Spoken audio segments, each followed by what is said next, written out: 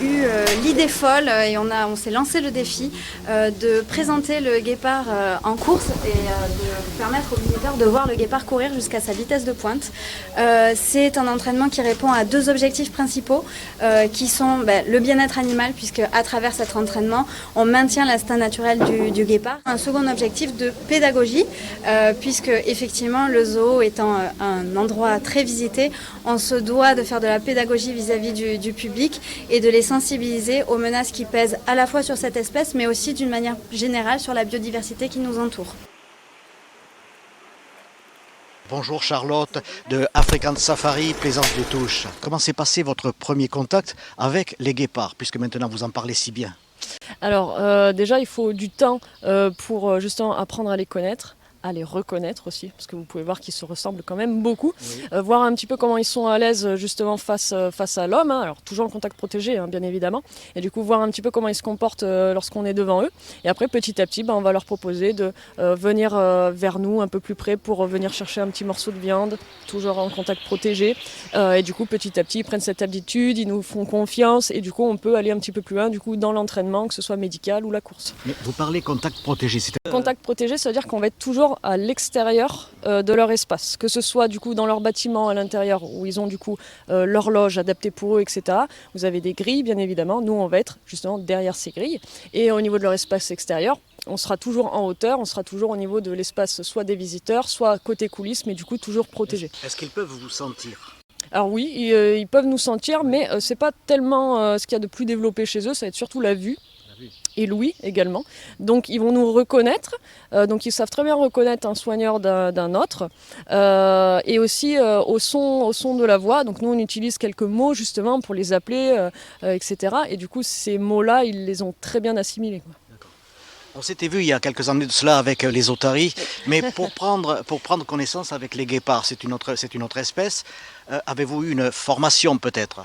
Alors, il y a des formations de soigneurs animaliers. Donc moi, par exemple, j'ai une formation de soigneur animalier. Alors, c'est quelque chose qui est très général, où on va parler de tous les animaux, bien sûr, en parc zoologique.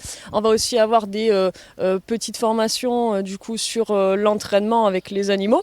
Alors, c'est des petites formations qui durent 3 jours, 4 jours. Après, à côté de ça, en fait, c'est surtout de la formation sur le terrain, avec les personnes, du coup, plus expérimentées en entraînement, que ce soit, du coup, avec les otaries, ou avec des carnivores, ou avec des éléphants, par exemple.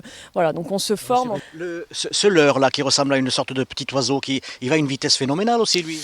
Alors oui, le leurre il atteint, alors je ne saurais pas vous dire exactement quelle vitesse parce que je ne vais pas vous dire de bêtises. En plus j'ai 3 vitesses, il faut savoir sur ma petite manette oui, c'est là. vrai que vous avez une manette assez spécifique. C'est ça. De contrôle.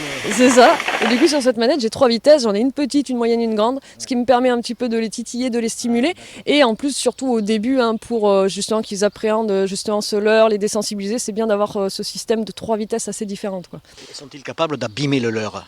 Alors, ils peuvent me l'enlever. Donc en fait, tout est fait pour qu'il ne se fasse pas mal avec, bien sûr. Donc si vous voulez, nous, on a conçu ce leurre pour que s'il tape dessus, il va passer dessous. S'il l'attrape avec les dents, le leurre, il va lâcher, du coup, ils vont pouvoir le récupérer.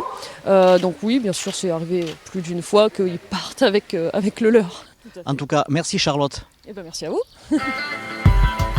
Quel a été l'investissement de ce parc à l'intérieur du parc concernant les guépards ? Oui, alors déjà un investissement en termes de temps passé, puisque le chantier, rien que pour la création de cet espace, a duré presque 3 ans, ponctué par forcément les épidémies liées à la Covid-19 et aux nombreuses fermetures.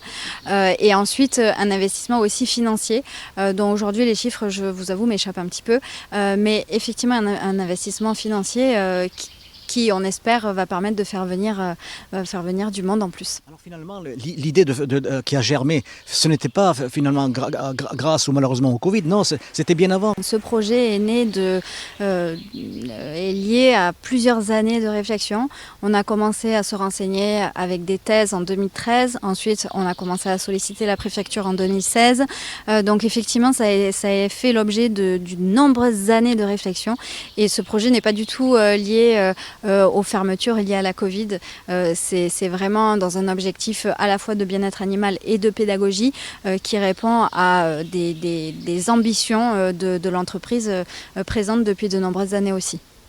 Le Zoo African Safari est ouvert tous les jours, même les jours fériés d'ailleurs. Et pour cet été, nous sommes ouverts de 9h30 à 19h30. Ben, nous reviendrons vous voir quand il y aura des petits, voilà.